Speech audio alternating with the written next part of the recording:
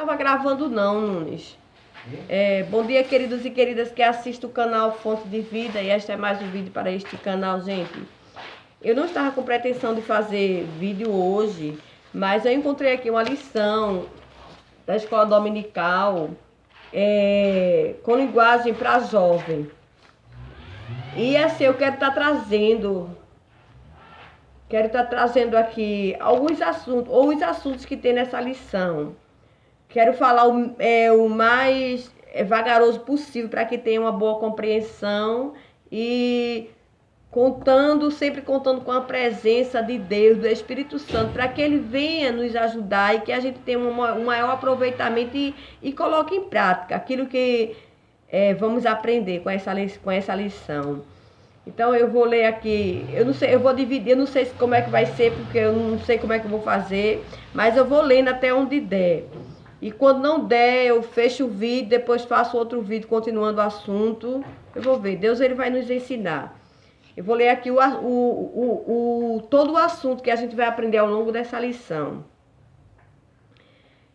A primeira lição, que é a lição que a gente vai ver se a gente consegue dar uma parte hoje.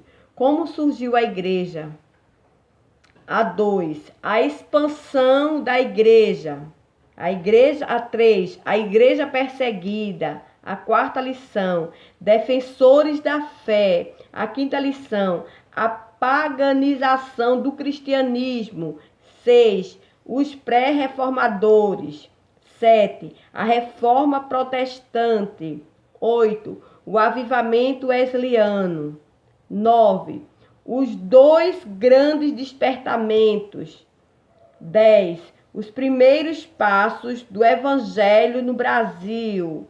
11, o início do movimento pentecostal. 12, o avivamento da Rua Azusa.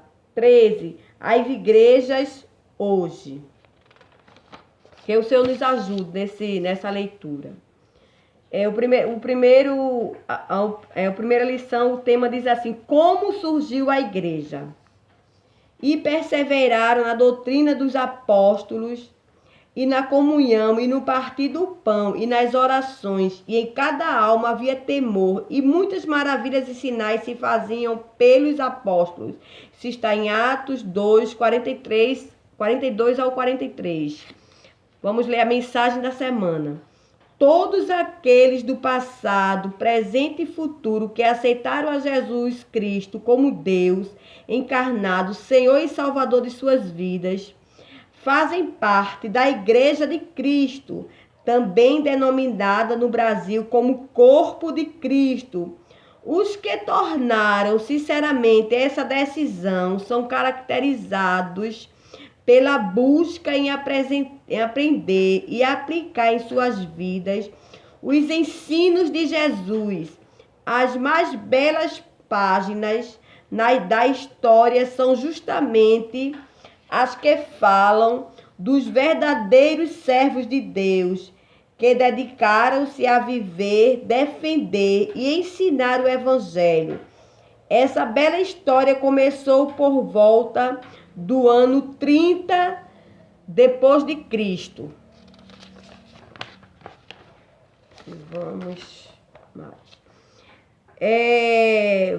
Vamos ler agora a leitura da semana. Segunda, Mateus 16, 18. Jesus é o fundamento da igreja. Terça, Atos 2, do 1 a 4.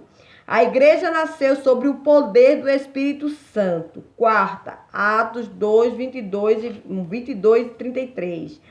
Jesus era o centro das mensagens dos primeiros cristãos. Quinta, Atos 2, 42 a 47. Havia comunhão e fervor espiritual no início da igreja. Sexta, Atos 3, de 1 a 10. Milagres também marcaram o início da igreja. Sábado, Atos 4, 16 e 22. Os primeiros cristãos foram perseguidos pela fé, mas resistiram o mal. Um pequeno grupo de judeus convertidos a Cristo obedeceu à ordenança de seu mestre, Jesus, para ficar em Jerusalém buscando a Deus, até que do alto fossem revestidos de poder. Os primeiros cristãos obedeceram a Jesus e foram cheios do Espírito Santo, inaugurando o maior movimento espiritual de todos os tempos, a Igreja de Cristo.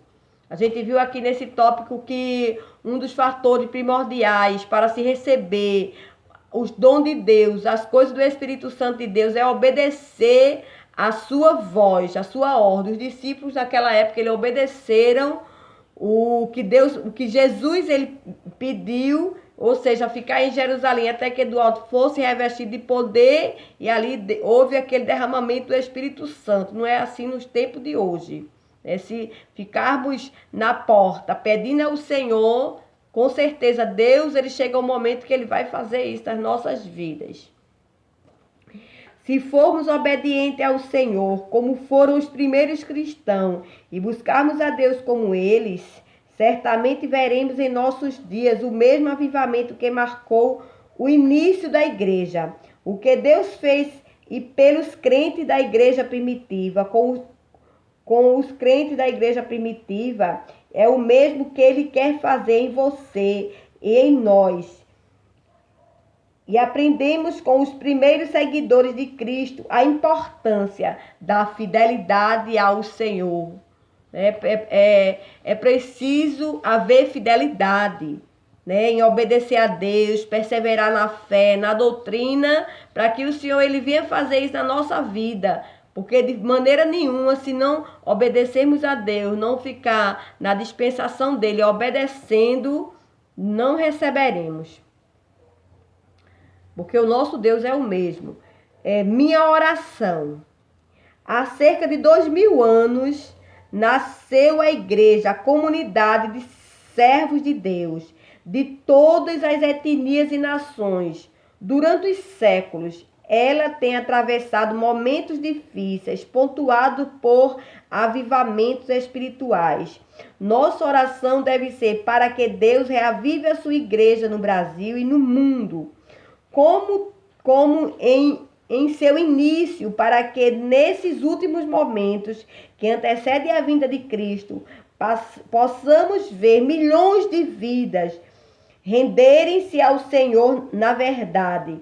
Essa oração não deve ser feita apenas nesta semana, mas constantemente, até que a resposta divina seja sentida poderosamente. A nossa oração deve ser dirigida a Deus constantemente, né, com orações fervorosas, e não seja hoje nem amanhã, mas seja constantemente, para que nesses últimos dias Deus ele venha fazer esse derramamento, que haja esse derramamento, né, do Espírito Santo nas nossas vidas. É necessário que a gente ore e que a nossa oração seja dirigida a Deus, né, que Deus é quem faz com que esse derramamento ele venha sobre a sua igreja, sobre vidas, para que vidas venham ser alcançadas em outros países, porque sabemos que não é limitado, Deus não é limitado, nem a nossa oração ela pode ser limitada, mas o Deus que servimos não é limitado, ele vai longe, salva pessoas bem distantes de outros países, de outras etnias, para a glória e honra do nome do Senhor Jesus. É Bíblia em Foco. A história da igreja começou na primavera do ano 30 depois de Cristo, durante umas 3 principais celebrações judaicas. A festa de Pentecostes, diz a Bíblia que no dia de Pentecostes havia quase 120 discípulos de Jesus no cenáculo, Atos 1:15, buscando a Deus com oração intercalada por louvores, Atos 1:3, 14 e Lucas 24:53. O marco inicial da igreja. O evento que deu início à igreja aconteceu 50 dias após a ressurreição de Jesus e 10 dias depois de ele subir ao céu. Esse evento foi previsto e prometido por Jesus, que ordenou aos seus discípulos que ficassem em Jerusalém, até que do alto fosse revestido de poder. Esse poder é o que Jesus chamou também de virtude do Espírito Santo, que há de vir sobre vós, e que tornou os discípulos de Cristo testemunhas poderosas da mensagem do Evangelho. Essa virtude ou dom do Espírito Santo também é chamada batismo no Espírito Santo. A igreja, portanto, nasceu debaixo da unção e do poder do Espírito Santo. Vejamos algumas outras características da igreja primitiva em seus primeiros passos. Ou seja, o batismo com o Espírito Santo é o poder de Deus sobre a vida daquele que serve a Deus. Mas para que esse poder ele venha, é necessário que a gente tema, sirva ao Senhor, que Jesus ele faz isso. É o poder, é um revestimento de Deus para a vida do crente. Não é para salvação, é para o crente que já recebeu a salvação, não é? Porque a Bíblia diz que o mundo ele não recebeu esse Espírito Santo de Deus, mas é só para aqueles que já receberam a Jesus como seu único e suficiente Salvador. Ele já recebeu de Deus a salvação para a alma. Aí vem o poder do Espírito Santo, que é um revestimento. Certa vez o Senhor dizia que o batismo com o Espírito Santo não denomina santidade de ninguém, mas é para que haja o poder. Deus ele quer sempre trabalhar para derramar o poder dele, para que através do poder dele a obra de Deus seja feita com mais ousadia, com mais autoridade. É um revestimento, é como se você tivesse vestida e depois venha um outro revestimento. O primeiro tópico dessa lição, a gente estava ainda na introdução, gente, mas o primeiro tópico a gente vai entrar agora.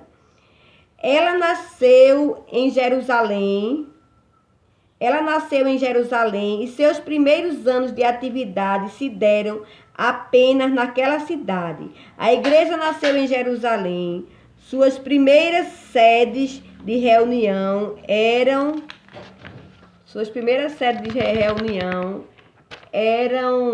o cenáculo e o pórtico de Salomão no templo em Jerusalém, antes deste ser destruído. Sua destruição ocorreu em 70 depois de Cristo, e dos cristãos serem impedidos de cultuar. Ali depois os cristãos passaram a se reunir em suas próprias casas, devido à perseguição. Atos 1 e 13, 3, 1, 5, 12, 12, 12.